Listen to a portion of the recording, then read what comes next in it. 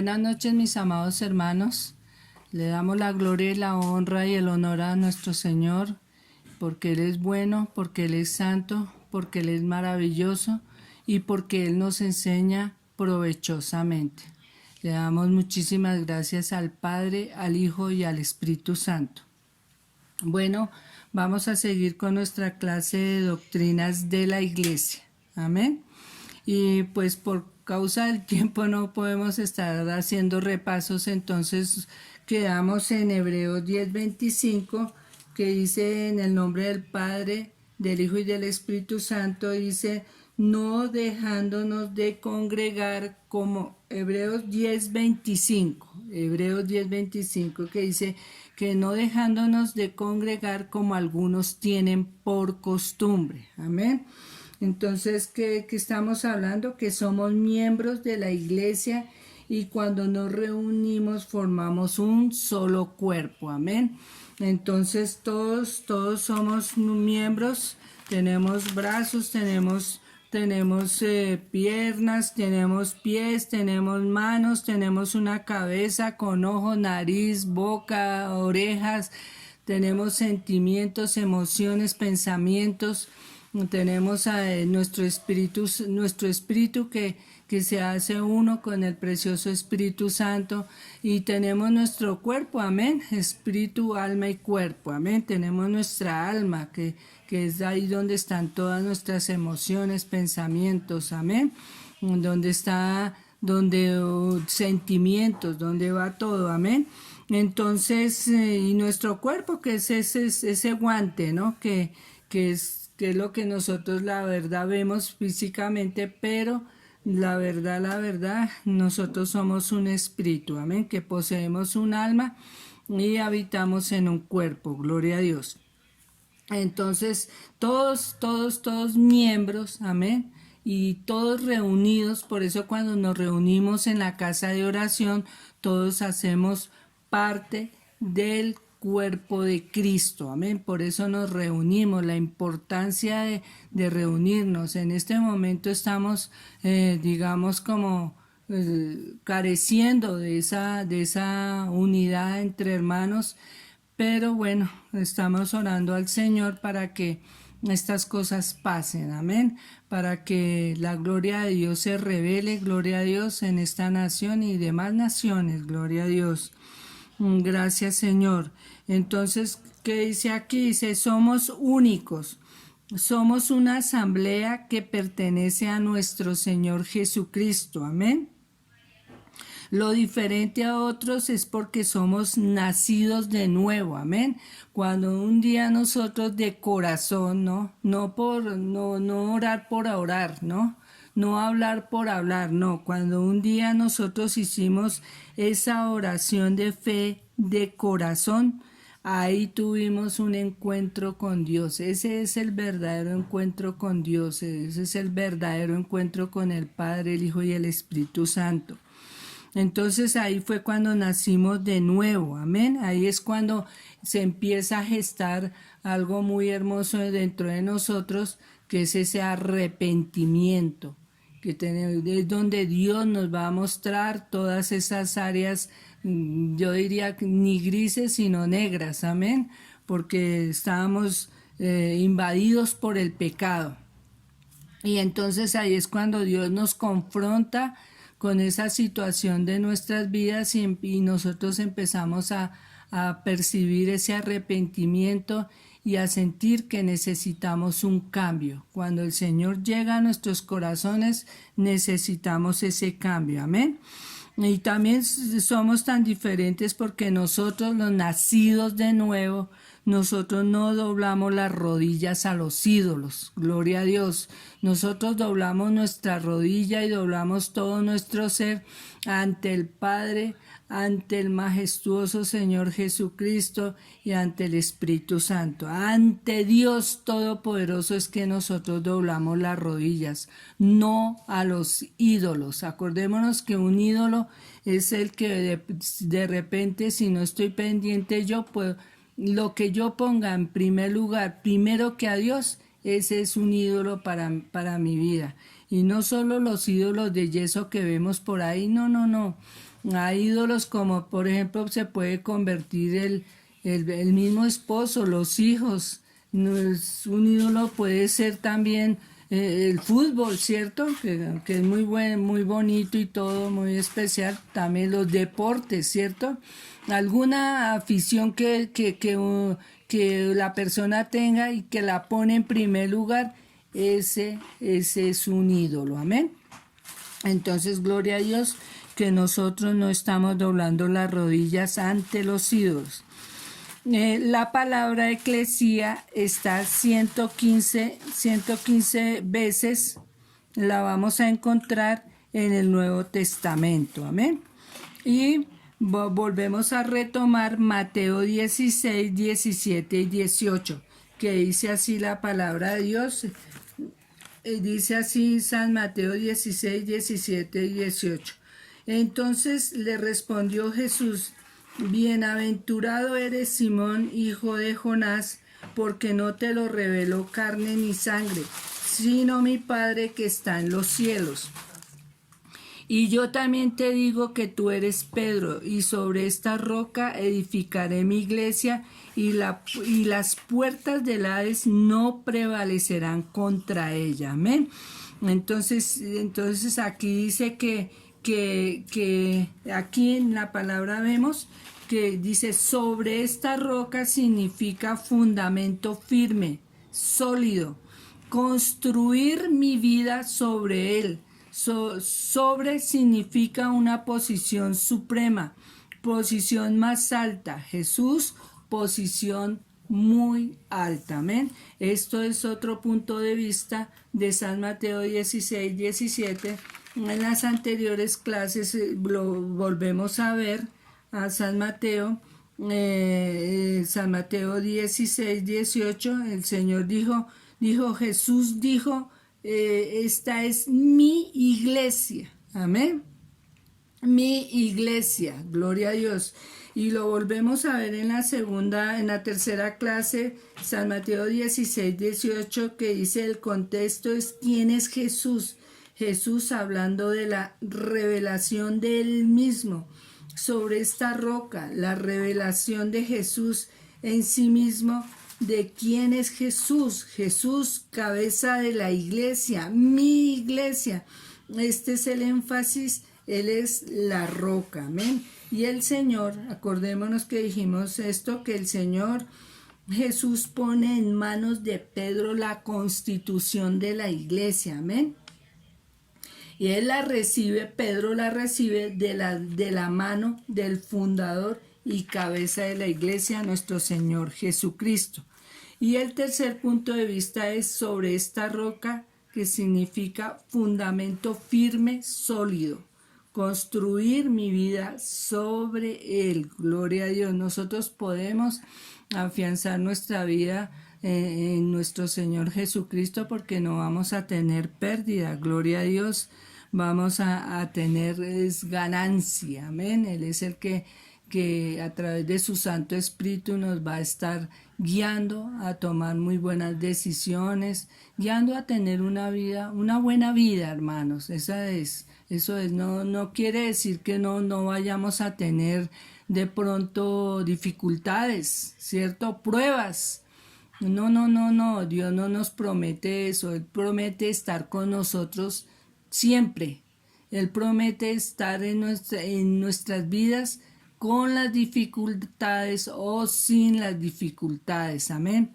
Él siempre va a estar con nosotros porque entonces ¿cómo formaríamos carácter? Si todo fuera color de rosa, como decimos, amén. Si no hubiera un esfuerzo, no valoraríamos nada, todo lo botaríamos. Pero cuando nos cuesta algo, lo valoramos. Entonces siempre nuestra fe va a ser probada, mis hermanos. Entonces, gloria a Dios. Dice que nuestro Señor Jesús, tenemos un punto, dice que nuestro Señor Jesús compró la iglesia con su propia sangre. ¿Cómo fue edificada la iglesia? Miremos 1 Pedro 1:18. 1 Pedro 1:18. Dice así la palabra de Dios. Dice así: sabiendo que fuisteis rescatados de vuestra vana manera de vivir, la cual recibisteis de vuestros padres, no con cosas corruptibles como oro o plata, sino con la sangre preciosa de Cristo, como de un cordero sin mancha y sin contaminación. Gloria a Dios, ya destinado desde antes de la fundación del mundo, pero manifestado en los postreros tiempos por amor de vosotros, y mediante el cual creéis en Dios, quien lo resucitó de los muertos y le ha dado gloria, para que vuestra fe y esperanza sean en Dios. Amén. Hasta ahí nos quedamos. Amén. Entonces dice así: la iglesia no se organizó. No. Cuando dice aquí que la iglesia no fue que no se organizó, quiere decir es que de repente alguno llegó diciendo: venga, alquilemos aquí este salón, traigamos sillas, traigamos una mesa y aquí nos vamos a poner a hablar algo ahí, a ver qué sucede. No. La iglesia nació a través de la obra de nuestro Señor Jesucristo. Amén. ¿Qué hizo el Señor Jesucristo? Él fue a la cruz por nuestros pecados, por mi pecado. Él hizo una obra maravillosa. Él fue a la cruz por mi salvación. Amén. Él nos perdonó, gloria a Dios. Él nos rescató de esa vana manera de vivir.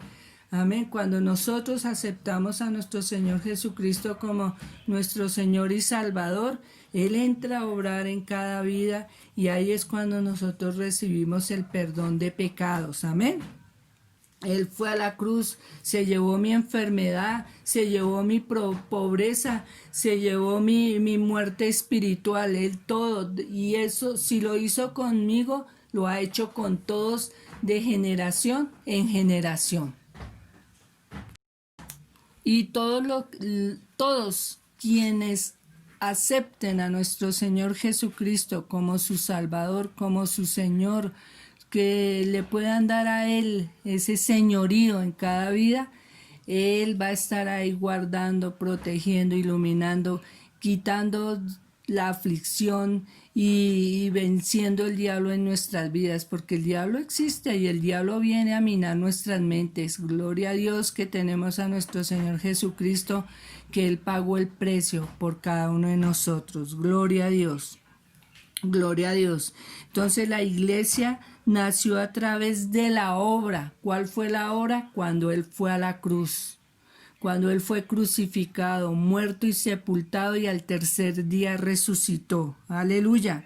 Nosotros no podemos recibir alabanzas. Toda la gloria, toda la honra, todo el honor es para nuestro Señor Jesucristo. Amén. Gloria a Dios. Él que nos enseña que nosotros tenemos que ir a predicar, a enseñar, a sanar y a liberar. Amén. Entonces, estos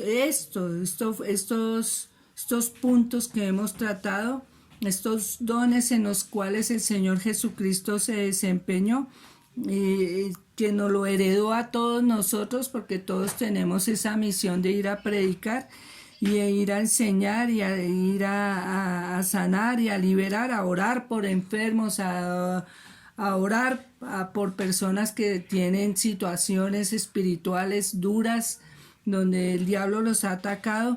Eso, Él estuvo haciendo eso por cada pueblo, cada aldea que Él visitaba. Siempre ahí se aparecía el endemoniado, aparecía el leproso, aparecía la mujer de flujo de sangre, aparecía la niña que falleció, que le dijo Talita Kumi, levántate, gloria a Dios. Él estuvo en todas esas, amén, enseñando, predicando, sanando y liberando, amén. La iglesia planeada por el Padre, amén. La iglesia es el plan de Dios, gloria a Dios. Gloria a Dios, gloria al Padre, gloria al Hijo y gloria al Espíritu Santo, amén. Gloria a Dios. Vamos a ir a Hechos 7:38. Hechos 7:38. dice así, dice, este es aquel Moisés que estuvo en la congregación en el desierto con el ángel que le hablaba en el monte Sinaí y con nuestros padres que recibió palabras de vida que darnos. Amén. Gloria a Dios. Entonces, dice, en el Antiguo Testamento era la congregación. De todas maneras, volvemos a recordar, a repetir, a reiterar que en el Antiguo Testamento se reunía Moisés con la congregación y él les hablaba. Moisés subía al monte, recibía instrucciones de nuestro Padre Celestial, y cuando bajaba del monte, él les hablaba a la congregación y le decía qué había que hacer. Amén. Y hoy en día es la iglesia, que es el tipo del Nuevo Testamento. Es un tipo del Nuevo Testamento que es la iglesia. Amén. O sea, siempre en la humanidad nos hemos reunido para escuchar la palabra de Dios. Gloria a Dios. Gloria a Dios. Amén. En Primera de Reyes 19, vamos a ir al Antiguo Testamento, gloria a Dios. Primera de Reyes. En Primera de Reyes 19, dice así la palabra de Dios. Dice, partiendo él de allí, halló a Eliseo, aquí hablando de Elías, ¿no? Hijo de Safat, que araba con 12 yuntas delante de sí, y él tenía la última. Y pasando Elías por delante, él echó sobre él su manto. Entonces, dejando él los bueyes, vino corriendo en pos de Elías y dijo, te ruego que me dejes besar a mi padre y a mi madre, y luego te seguiré. Y él le dijo, ve, vuelve, ¿qué te he hecho yo? Y se volvió y tomó un par de bueyes y los mató, y con el arado de los bueyes coció la carne y la dio al pueblo para que comiesen. Después se levantó y fue tras Elías y le servía. Amén. Entonces aquí diciendo Elías estaba diciendo, yo soy el único con este problema. No. Elías no se analizó, porque si miramos el 14 dice que Elías comenzó a decirle a Dios, diciendo, él respondiendo, he sentido un vivo celo por Jehová, Dios de los ejércitos, porque los hijos de Israel han dejado tu pacto, han derribado tus altares y han matado a espada a tus profetas, y solo yo he quedado y me buscan para quitarme la vida. Y le dijo Jehová, ve, vuélvete por tu camino, por el desierto de Damasco, y llegarás y ungirás a Hazael por rey de Siria, a Jehú, hijo de Nimsi, ungirás por rey sobre Israel, y a Eliseo, hijo de Safat, de Abel Meola, ungirás para que sea profeta en tu lugar. O sea que ya el Señor, desde que pues vio que las situaciones en que pasaba Elías, el Señor ya le tenía visto sinceramente el reemplazo a Elías, amén, que fue Eliseo. Y dice, y el que escapare de la espada de Hazael, Jehú lo matará, y el que escapare de la espada de Jehú, Eliseo lo matará.